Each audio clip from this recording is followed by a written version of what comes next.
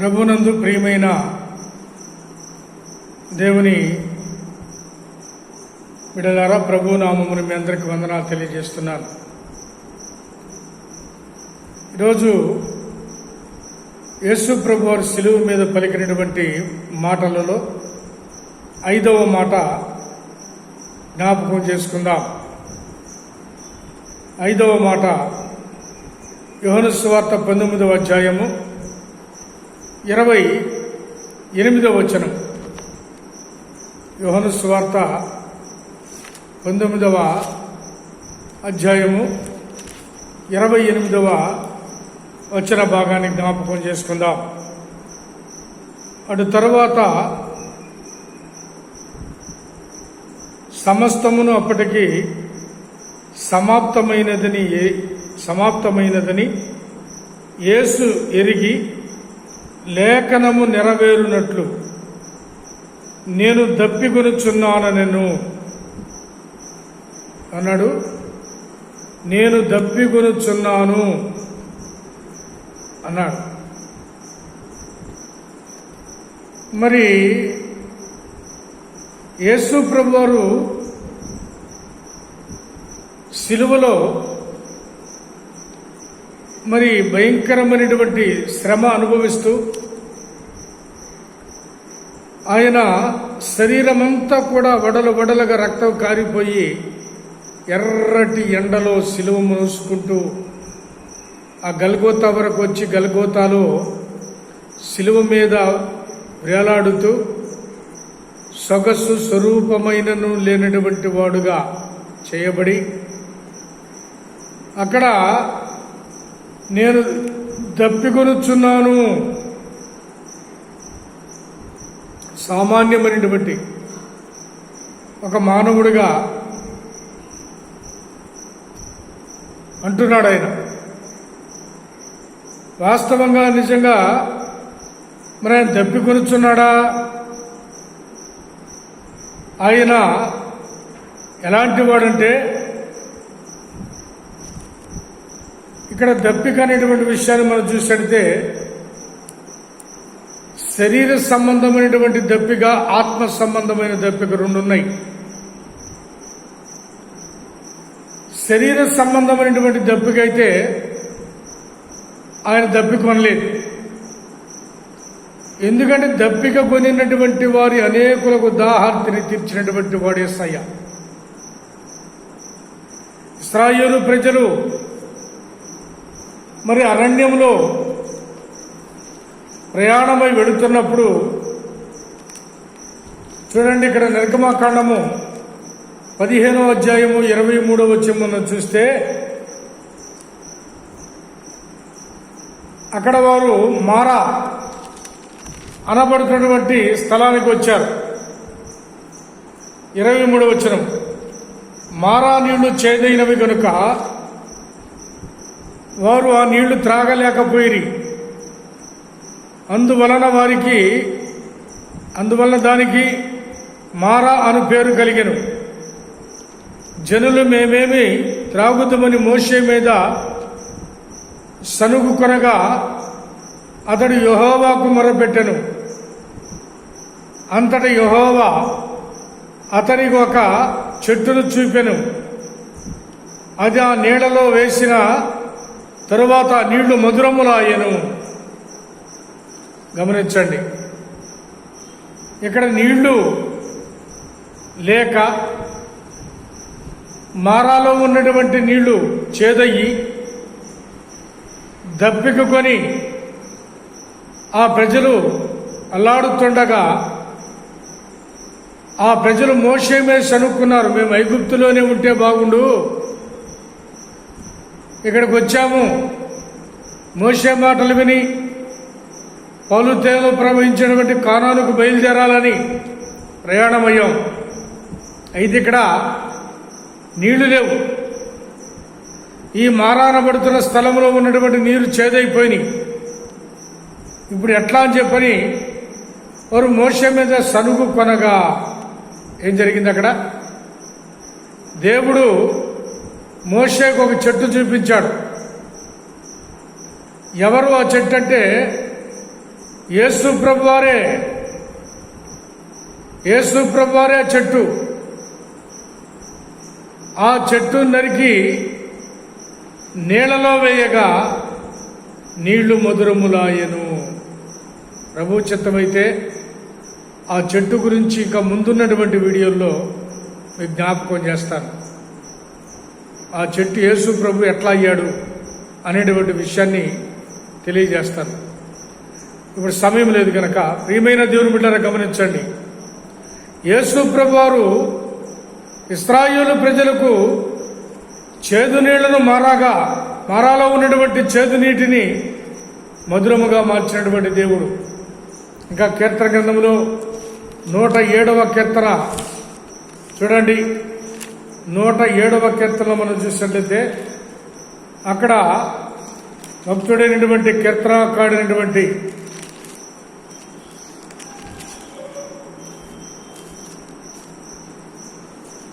107వ కీర్తన. ఈ కీర్తనలో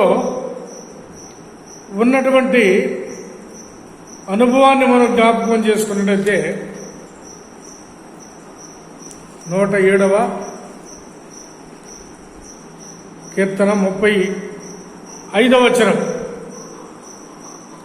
ఆయన ఎలాంటి వాడు, దేవుని గొప్పతనం, ఆయన ఔన్నత్యం ఎలాంటిది ఇక్కడ కీర్తనకారుడైనటువంటి దావీదు తెలియజేస్తున్నాడు. అరణ్యమును నీటి ముడుగుగాను, ఎండిన నేలను నీటి ఊటల చోటుగాను ఆయన మార్చి ఓరచ్చట నివాసపురము ఏర్పరచుకున్నట్లు పొలములో విత్తనములు చల్లి ద్రాక్ష తోటలు నాటి వాటి వలన సస్యవృద్ధి పొందినట్లు ఆయన ఆకలి కొన్న వారిని అచ్చట కాపురముంచెను. గమనించండి, దేవుడు ఎలాంటి శక్తివంతుడంటే అరణ్యమును నీటి ఓటగా మార్చినటువంటి వాడు, ఎండినటువంటి ఎడారులలో నీటి ఓటలను పుట్టించగలిగినటువంటి శక్తివంతుడు ఆయన. కనుక 78వ కీర్తనలో మనం చూసినట్లయితే కీర్తన 78వ కీర్తనలో మరొక మాట మనం ఇక్కడ చూడగలుగుతున్నాం. 78వ కీర్తన 15, 16 వచ్చాలు చూసినట్లయితే అరణ్యములో ఆయన బండలను చీల్చి సముద్రమంతా సమృద్ధిగా వారికి నీరు త్రాగనిచ్చెను. బండలో నుండి ఆయన నీటి కాలువలను రప్పించెను, నదుల వలె నీళ్లు ప్రవహింపజేసెను. చూడండి, ఆయన దేవుడు ఇశ్రాయేలు ప్రజలు అరణ్యములో నీళ్లు లేక అలమటిస్తున్నప్పుడు బండలను చీల్చి నీళ్లు రప్పించాడండి. అరణ్యమును నీటి మడుగుగా చేశాడు. ఎండినటువంటి అరణ్యమును సెలయేర్లు పుట్టించాడు ఆయన. ఆయనకు దప్పిక అవటం ఏంటండి? ఎందుకంటే మనుషులు దప్పిక కొని ఉన్నారు.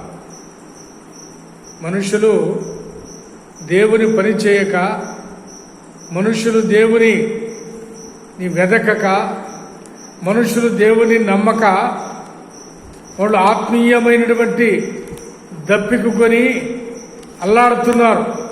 హగ్గయి గ్రంథంలో చూసినట్టు 1వ అధ్యాయము,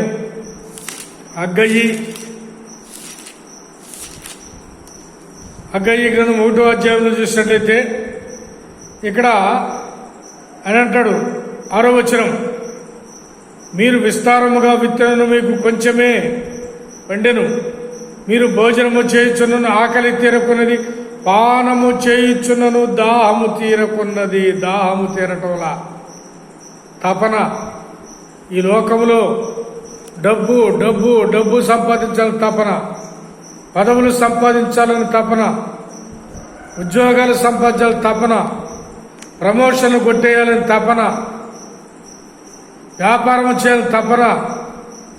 మనిషి ఏదో ఒక రకంగా తపనతో దప్పిక కొని తప్పించిపోతూ ఉన్నారు మనుషులు. నెమ్మది లేదు, సమాధానం లేదు, శాంతి లేదు. అలాంటిది మనుషుల పరిస్థితి. అందుకనే యేసు ప్రభువు మన యొక్క దప్పికను ఆయన కొన్నాడు. మన దప్పిక ఆయన కొన్నాడు. ఆయన దగ్గర జీవజలముల ఓట ఉన్నది. ఆయన జీవజలముల ఓట కలిగినటువంటి వాడు. యోహాను సువార్త 7:38 చూస్తే ఆయన అంటాడు, ఆయన నామమును విశ్వసించు వారి కడుపులో, ఆయన విశ్వాసముంచు వారి కడుపులో జీవజలముల ఓటలు ఉబుకుతాయి అని చెప్పాడు. జీవజలముల ఓటలు ఉబుకుతాయండి. ఆయన జీవజలముల ఓటలు కలిగినటువంటి వాడు. ఆయనకి దప్పికేటువంటి ఏంటో దప్పికంటే మనందరూ తపన పడతా, దప్పిక పడతా, మనము దాహం అవుతా, తప్పించిపోతూ చివరికి నిత్యనాశనమునకు దారి తీయబడుతున్నటువంటి మన బ్రతుకులలో శాంతి సమాధానము నింపటానికే ఆయన ఈ లోకములో మన దప్పికను ఆయన అనుభవించాడు. మంచుకు మీకు ఒక సంఘటన జ్ఞాపకం చేస్తాను. యోహాను సువార్త 4:13 మనం చూసినట్టయితే అక్కడ ఒక సమరయ స్త్రీ యేసు ప్రభు వారి దగ్గరకు వచ్చింది. ఆమె యాకోబు బావి దగ్గర నీళ్లు తోడుకుంటూ ఉండగా యేసు ప్రభు వారు అక్కడికి వెళ్ళి, అమ్మ నాకు దాహం అవుతుంది, నాకు దాహం ఎక్కిమ్మని చెప్పని అడుగుతుంటే ఆమె యేసు ప్రభు వారిని చూసి ఆయనకున్నటువంటి వస్త్రధారణ, యేసు ప్రభు వారు కొన్నటువంటి ఆ యొక్క కురులు, ఆ గడ్డము అవన్నీ చూశామంటుంది, నీవు యూదుడవు కదా, మేము సమరయులము కదా.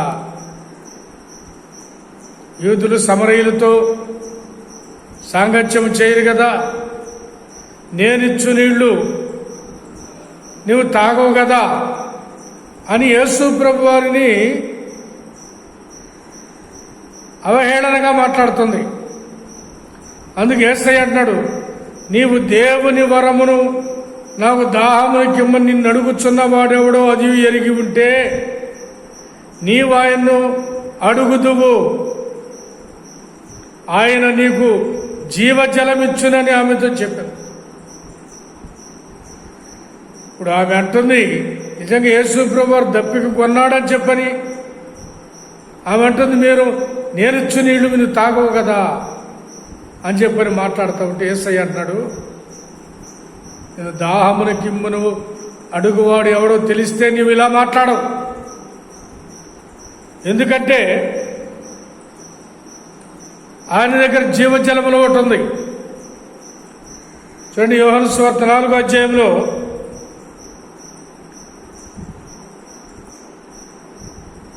4:13 మరొక మాట అంటాడు ఆయన. అందుకేసు ఈ నీళ్లు త్రాగు ప్రతివాడు మరలా దప్పికును, ఈ బావిలో ఉన్న నీళ్లు త్రాగువాడు మరలా దప్పికొంటాడు, నేనిచ్చు నీళ్లు త్రాగువాడెవడు దప్పిక కొనడు, నేను వానికిచ్చు నీళ్లు నిత్య జీవమునకై వానిలో ఊరటి నీటి బుగ్గగా ఉండునని చెప్పాడు. చూడండి, ఈ నీళ్ళైతే ఎన్ని తాగినా మనిషికి దప్పిక తీరిద్దేమో కానీ ఈ నీళ్లు త్రాగువాడు మరలా దప్పికొంటాడు. మనిషి బ్రతుకున్నంత కాలం నీళ్లు అవసరమండి. ఒక పూట భోజనం లేకపోయినా ఉంటాడు, కానీ నీళ్లు లేకపోతే మనిషి బ్రతకలేడు. కనుక నీళ్లు మనిషికి అవసరం. ఏ నీళ్లు? ఈ నీళ్లు, బావిలో నీళ్లు, మినరల్ వాటర్ నీళ్లు. మనుషులకి నీళ్లు చూడండి, ఎక్కడెక్కడ నీళ్లు చాలటం, నదుల్లో నీళ్లు చాల, కాలువల్లో నీళ్ళు. ఇదివరకు రోజుల్లో చెరువుల్లో నీళ్లు, సాగర్ నీళ్లు, పొలాలకు వెళ్ళి దోశలు కొట్టుకొని తాగేవాడు. అయితే ఇప్పుడు ప్యాషన్ నీరు కావాలా, వడపాత నీరు కావాలా, మినరల్ వాటర్, ఆ నీళ్లు తాగి దాంట్లో కలిపేటువంటి లిక్విడ్ తాగుతూ ఎముకల నొప్పులు, మోకాళ్ళ నొప్పులతో బాధపడతా ఉండేటువంటి జనం చాలామంది ఉన్నారండి. బావి నీళ్లు తాగువాడు ఏ నొప్పులు లేవు, ఏ బాధలు లేవు. నేను ఎందుకు చెబుతున్నానంటే బావి నీళ్ళైనా, మినరల్ వాటర్ అయినా, లేకుంటే ఈ లోకంలో ఉన్న ఏ నీళ్లు తాగినా మరలా దప్పికొంటాడు మనిషి. నీ ఆత్మదాహము తీర్చబడాలి, ప్రాముఖ్యమైనది అది. నీ ఆత్మదాహము తీర్చబడాలి. నీ జీవితం ప్రశాంతత కలిగి ఉండాలి, నీవు నెమ్మది కలిగి ఉండాలి, సమాధానకరంగా ఉండాలి. అంటే యేసు ప్రభువునందు విశ్వాసం ఉంచితే ఆ నీళ్లు తాగలుగుతాం. ఈమె అడిగింది, అయ్యా నేను ఎంత దూరం వచ్చి ఈ నీళ్లు తీసుకెళ్ళలేకపోతున్నాను, ఆ ఇచ్చేటువంటి జీవజలం నీరేదో నాకు ఇయ్యయ్యా అని చెప్పని అడిగితే యేసయ్య అన్నాడు, నీవు ఇంటికి వెళ్ళి నీ భర్తను తీసుకురామన్నాడు. నాకు భర్త లేడయ్యా అంది. నువ్వు చెప్పింది నిజమే, కానీ నీకు 5 పెనిమిటిలు ఉన్నారు, ఇప్పుడున్నవాడు నీ భర్త కాడు.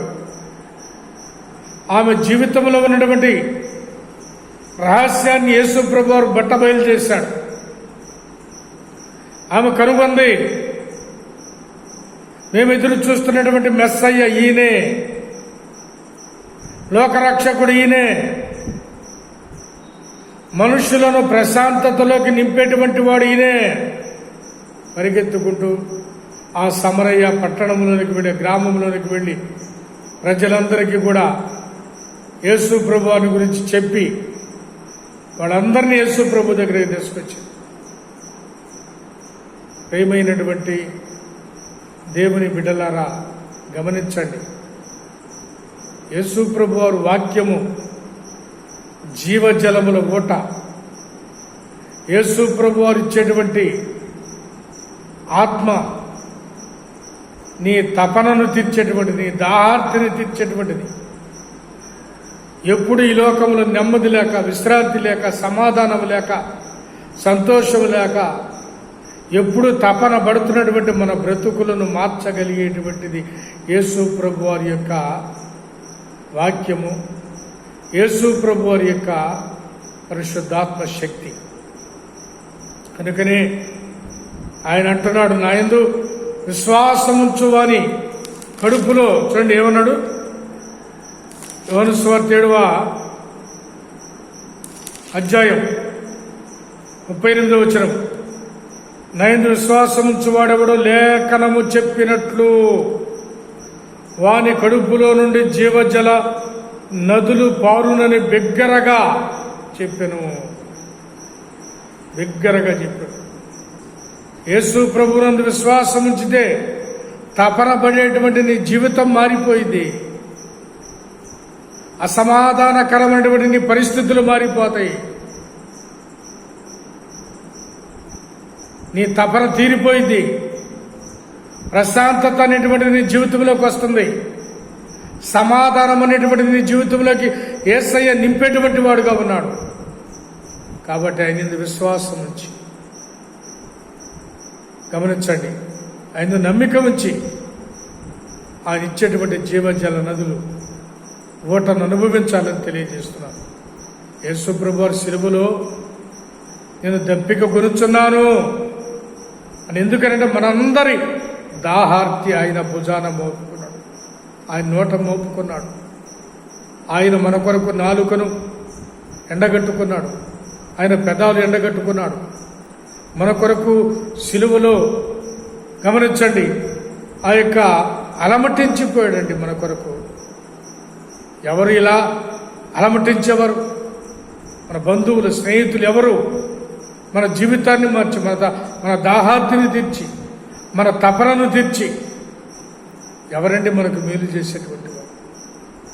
యేసు ప్రభువారు ఒక్కడే రక్షకుడు. ఆయన రక్షకుడు, నా తపన తీర్చేవాడు, నా ఆదుర్తాన్ని తొలగించేవాడు, నాకున్నటువంటి ఆ యొక్క జీవితాన్ని మార్చేటువంటి వాడు, ప్రశాంతతను ఇచ్చేటువంటి వాడు అని చెప్పి నువ్వు నమ్మినట్లయితే ప్రార్థన చెయ్యి. ఈ జీవితంలో ప్రార్థన చెయ్యి. యేసయ్యా, నా జీవితంలో ఎంత సంపాదించను, ఎంత ఉన్నా, ఎంత హోదాలో ఉన్నా, ఎన్ని ఉన్నా నా జీవితంలో ఇంకా తనివి తీరలేదు, ఇంకా నా జీవితంలో తపన ఆదుర్త తగ్గలేదు.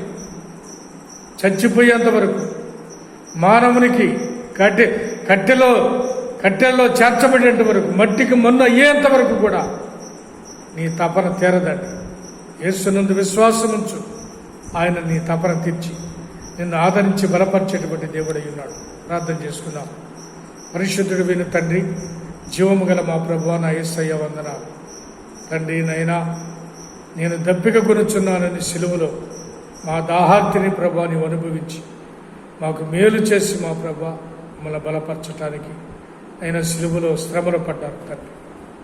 నాయనా, లోకములో మా ఆత్మీయ దాహము తీర్చటానికి తండ్రి, మా ఆత్మీయ తపన తీర్చటానికి సిలువలో దాహముని నైనా అలమటించాం తండ్రి. ఎంత గొప్ప దేవుడవునైనా తండ్రి, నీవు అయ్యా దప్పిక కొని మా దప్పిక తీర్చేటువంటి దేవుడవునైనా, మా తపన తీర్చిన దేవుడు, ఎందు విశ్వాసం ఉంచినటువంటి మా జీవితాలలో అయ్యా అదిగో తండ్రి జీవజలమును ఊటను అనుగ్రహించి మమ్మలను బలపరిచేటువంటి దేవాన్ని చేతులకు తండ్రి అప్పగించుకొని చుండగా దీవించమని యేసు నామమున అడుగుచున్నాము తండ్రి.